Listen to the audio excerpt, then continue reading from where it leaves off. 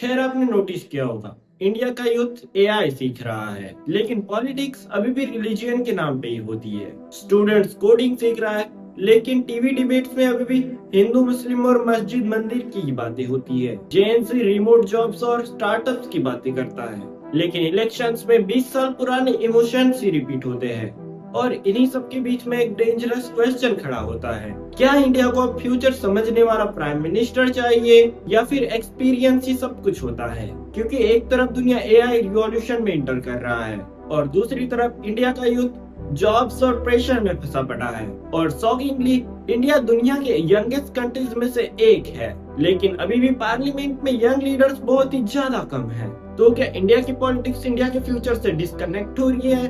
तो वीडियो को एंड तक देखो, क्योंकि आज हम फैक्ट्स, डाटा और रियलिटी बेसिस पे बात करने वाले हैं। स्वागत है दोस्तों, यहाँ पर बात होती है फैक्ट्स की, ना कि फीलिंग्स की। आज का टॉपिक किसी पार्टी को सपोर्ट या हेट करने का नहीं है। आज तो हम डिस्कस करेंगे, क्या इंडिया को जेनसी माइंडसेट वाली लीडरशिप चाहिए, और क्या मॉडर्न प्रॉब्लम्स को अंडरस्टैंड करने के लिए मॉडर्न लीडरशिप चाहिए। इस वीडियो में हम youth data, parliament age, AI threat, job crisis, digital India और लीडरशिप माइंडसेट सबको फैक्ट्स के साथ समझेंगे। सबसे पहले एक फैक्ट, इंडिया की मीडियन एज लगभग 28 इयर्स है। इंडिया ऑफिशियली एक यंग नेशन है। अब पार्लियामेंट का डाटा देखो, 2024 लोकसभा में सिर्फ अराउंड 9 to 10% एमपीसी 40 इयर्स से नीचे है और majority MPs 50 plus age group में है। अब प्रॉब्लम समझो क्या है।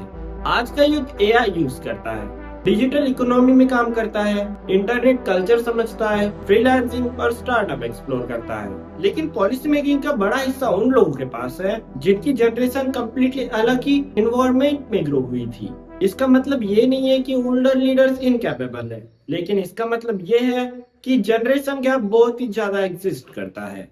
तो चलिए अब फेयर डिस्कशन करते हैं। मोदी गवर्नमेंट को सपोर्ट करने वाले लोग एक फेयर स्ट्रॉन्ग पॉइंट रखते हैं, और वो पॉइंट है डिजिटल इंडिया। यूपीआई रिवॉल्यूशन में इंडिया को चेंज किया है। आज इंडिया डिजिटल पेमेंट में वर्ल्ड लीडर बन चुका है। आरबीआई के डाटा के अकॉर्डिंग इंडिया में हर दिन करोड़ों ट्रांजैक्शंस यूपीआई के थ्रू होती है, और यंग जनरेशन ने इसे अग्रेसिवली अडॉप्ट भी किया है। 15 to 29 एज ग्रुप के बीच में सब लोग ऑनलाइन पेमेंट के लिए यूपीआई का यूज करते हैं। एक मैसिव टेक्नोलॉजी ट्रांसफॉर्मेशन था। रोड्स, रेलवेज, डिजिटल इंफ्रास्ट्रक्चर, इन एरियाज में भी गवर्नमेंट ने काफी इन्वेस्टमेंट किया है। तो अगर कोई बोले कि कुछ भी डेवलपमेंट नहीं हुआ है, तो वो भी फैक्चुअली रॉन्ग ही होगा। तो अब दूसरी साइड देखो, यूथ अनएम्प्लॉयमेंट, और यही इंडिया का सबसे बड़ा टेंशन पॉइंट भी बन रहा है। अजीम प्रेमजी यूनिवर्सिटी के अकॉर्डिंग यंग ग्रेजुएट्स में अनएम्प्लॉयमेंट रेट काफी हाई है। रिपोर्ट्स के according crore of youth graduates stable job नहीं पा रहे हैं, और इसी वजह से सोशल मीडिया पे फ्रस्ट्रेशन एक्सप्लोड हो रहा है। कई स्टूडेंट से फील करते हैं कि डिग्री मिल गई लेकिन जॉब नहीं मिली। और प्रॉब्लम सिर्फ अनएम्प्लॉयमेंट तो बिल्कुल नहीं है, अंडर एम्प्लॉयमेंट भी ह्यूज इशू है। यानी कि काम है लेकिन स्टेबिलिटी और सैलरी वीक है। एक इकोनॉमी ग्रो कर रही है, लेकिन साथ में इनसिक्योरिटी भी ग्रो कर रही है। अब फ्यूचर का biggest topic, artificial intelligence. AI entry level jobs को इम्पैक्ट करना स्टार्ट कर चुका है, स्पेशली कोडिंग और रिपीटेटिव ऑफिस वर्क सेक्टर्स में। और इंडिया हर साल millions of engineering graduates produce करता है। तो क्वेश्चन ये है, अगर एआई जूनियर जॉब्स रिड्यूस करेगा तो क्या इंडिया ऑलरेडी प्रिपेयर्ड है? क्या इंडिया में स्कूल अभी भी फ्यूचर रेडी स्किल्स सिखा रहे हैं, या फिर वही पुराना 1945 वाला ही सिलेबस पढ़ाया जा रहा है? क्या इंडिया में पॉलिटिकल डिबेट्स अभी भी एआई के बारे में, फ्यूचर के बारे में हो रही है, या अभी भी हम इमोशंस, पोलराइजेशंस में बिजी है? ये वही पॉइंट है जहाँ पे जेनजी यूथ डिस्कनेक्टेड फील करता है। जैसे कि लोगों के बीच में सिर्फ बातें चलती है, मोदी ने सिर्फ हमारी 1 लेन रोड को 3 लेन बनाया है। मोदी जी है, इस वजह से हिंदू लोग यहाँ पे खुली सांस ले पा रहे हैं। अगर मोदी नहीं होता या आरएसएस नहीं होता तो आज तक हिंदुओं का नामो निशान मिट जाता। हिंदू लोगों को फ्रीडम ऑफ स्पीच नहीं मिलती, हिंदू लोग फ्रीली घूम नहीं पाते। ये मैंने खुद लोकल्स के मुंह से सुना है। अब एक sensitive but important point, critics का मानना है कि इंडिया में अभी भी पॉलिटिक्स रिलीजियन बेस्ड ही होती है। अगर तुम हिंदू हो तो ही बीजेपी को वोट करना, वरना हम तुम्हारा राशन पानी सब कुछ बंद कर देंगे। हिंदू मुसलमान के नाम पे लड़ाया जाता है पब्लिक को। और लोकल्स भी मान जाते हैं कि ये हमारे ही भगवान है। अभी अगर तुम सॉन्ग्स देखोगे तो मोदी भगवान है, मोदी से बढ़कर कोई नहीं। अगर ऑनेस्टली कहूँ तो ये सिर्फ एक पार्टी नहीं करती, ऑलमोस्ट हर पॉलिटिकल पार्टी कभी ना कभी ये आइडेंटिटी यूज करती है, जो कि उसके ऊपर बात नहीं की जाती।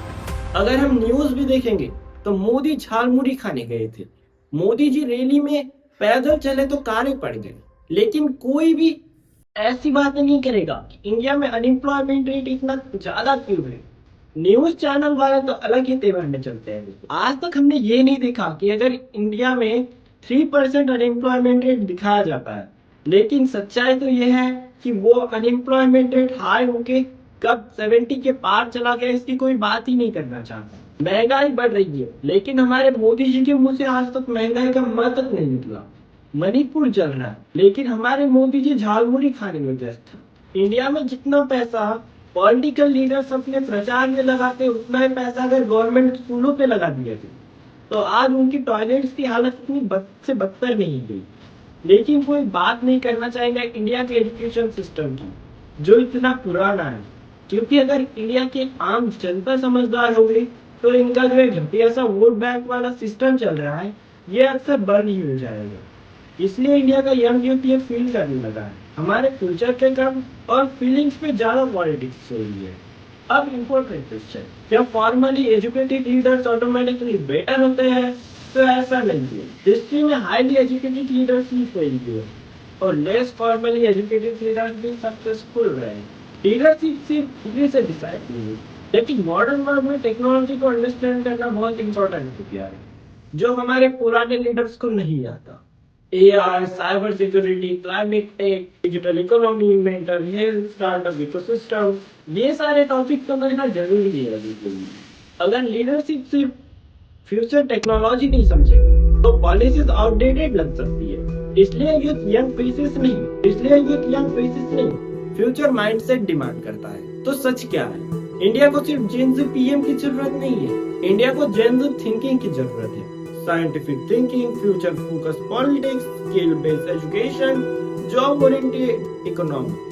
क्योंकि अगर पॉलिटिक्स रिलीजियन बेस्ड होगी तो दुनिया एआई में आगे निकल जाएगी और हम लोग वहीं पीछे मस्जिद मंदिर के नाम पे लड़ते रहेंगे।